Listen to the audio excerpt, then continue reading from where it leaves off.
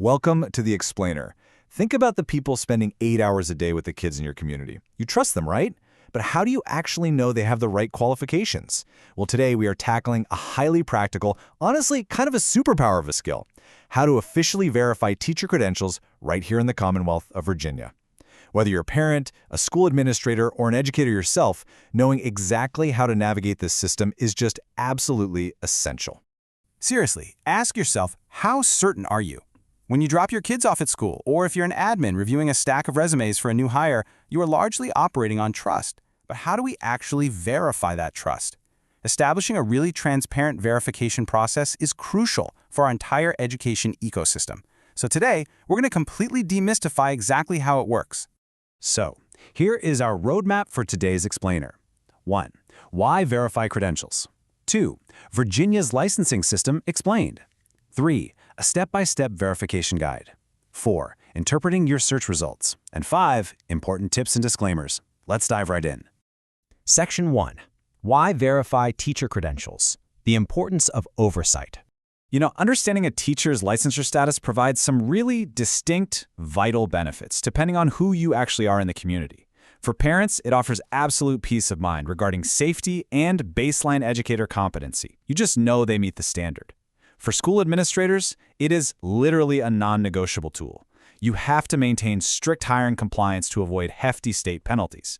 And for the educators themselves, listen, it isn't just about catching bad actors. It's really about supporting good teachers. Being able to track their own professional standing is vital for career security, managing those 5 or 10-year renewal cycles, and just ensuring they are legally cleared to do the job they love. Moving on to Section 2, Virginia's licensing system explained. Navigating requirements and systems. Okay, so Virginia definitely doesn't mess around when it comes to standards. Candidates have to hold a bachelor's degree, pass their praxis assessments, and complete student teaching. But get this, it's way more than just academics. They also undergo mandated certifications in first aid, CPR, and AED use, plus some highly specialized training. We're talking child abuse recognition, dyslexia awareness, restraint and seclusion, and cultural competency. It is an intense, comprehensive vetting process designed to ensure absolute classroom readiness. In this back-end reality, it comes with literal receipts. An official in-state licensure application costs $100, and it's $150 for out-of-state applicants. So it's a serious financial and professional investment for these educators just to get their documentation reviewed and processed by the Virginia Department of Education. Now, if you've interacted with Virginia teacher licensing in the past, you really need to be aware of a massive recent structural shift. To avoid pulling your hair out over outdated websites or old advice, you must know that the legacy platform, which was known as eGov, was taken offline completely on December 31st, 2024. It is gone. It's been replaced by the brand new modernized VALO portal, which stands for Virginia Licensure Online. This is now the singular hub where teachers go to apply, pay, and manage their credentials. All right, Section 3, Step-by-Step Verification Guide, Finding the Facts. Let's get into the how-to.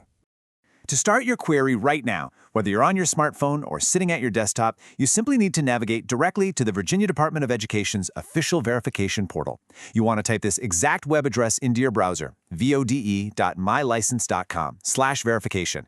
Definitely make sure you bookmark this page, as it's your direct, real-time line into the state's active licensing database. Once you're actually on the site, you've got a few options. The system is configured to allow wildcard searches using partial names, which is kind of handy. But entering the complete spelling of both the first and last name is definitely going to give you the most accurate results and help you filter down what can be a really large data set. Alternatively, if you happen to have the educator's exact license number, perfect. Entering that executes a direct, unambiguous lookup. Then just hit search. Which brings us to Section 4, Interpreting your search results. What the data really means. So you get your results, but you absolutely must understand that this database is designed with intentional limitations to protect privacy and ensure accuracy. It's not a master list of everyone who ever taught. It is designed to show third parties only those credentials that are strictly active, currently in good standing, and authorized for immediate classroom instruction by the Virginia Board of Education. Because of that, if a teacher doesn't show up in your search, do not panic immediately. I mean it. There are several totally standard reasons for this. It could simply be an inactive or expired status. The license might be on hold or pending some sort of administrative action. They might actually hold a local eligibility license, which is only valid at the local division level, meaning it won't show in the state system at all. For recent graduates, they might just be waiting on a college verification form to process. And finally, if a license has been denied, revoked, or suspended, it is actively removed from this database completely and kept on a totally separate, publicly available spreadsheet maintained by the VDOE. Let's actually talk about one specific, very common status you might encounter, the provisional license. Now, the word provisional can sound a bit alarming, but it's a non-renewable license issued to educators who are actively employed by a Virginia school division, but they're currently just completing a few outstanding requirements. Think specific coursework or maybe a final clinical test.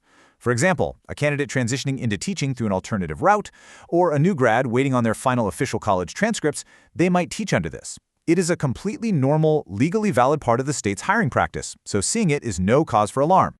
Finally, Section 5, Important Tips and Disclaimers. Next steps. So what if your search comes up completely empty and you are genuinely concerned? Your best approach is methodical. First, just double-check your spelling. We've all made a typo before, right?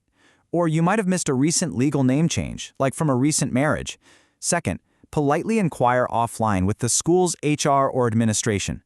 Ask if the teacher is perhaps operating under a localized or provisional status that just hasn't populated in the state system yet. And third, if you really need to be absolutely sure regarding their disciplinary history, you go consult that separate VDOE revoked and suspended tracking spreadsheet. Also, keep in mind that the state portal isn't the only technology in play here. Individual public school districts very often maintain their own internal tracking tools, which are entirely separate from the overarching state database. For instance, Newport News Public Schools uses a local HR platform called Frontline, where their teachers track localized professional development. Now that's just one example for sure, and viewers in other districts should know their local schools might use completely different software. But the key takeaway here is that local administrators are always going to have a more nuanced, up-to-date view of an educator's file than the public state portal provides. Now, before we wrap up, please take note of this vital disclaimer. Bureaucracies and state frameworks are living systems. They evolve all the time. Just as we saw with that massive shift from eGov to Valo, portals change, fees adjust, and testing requirements get updated. Therefore, while this explainer provides a really highly detailed snapshot of the current rules, the official Virginia Department of Education website should absolutely always be your ultimate final source of truth. We're going to leave you with this thought to consider. Now that you hold the key to verifying educator credentials, how are you going to use this transparency? Will it give you peace of mind as a parent sending your kid to class? Will it streamline your hiring process as a busy administrator? Use this newly demystified process to stay informed, stay engaged, and really help ensure the absolute highest standards for the students in your community. Thank you so much for joining me on this explainer, and I will see you next time.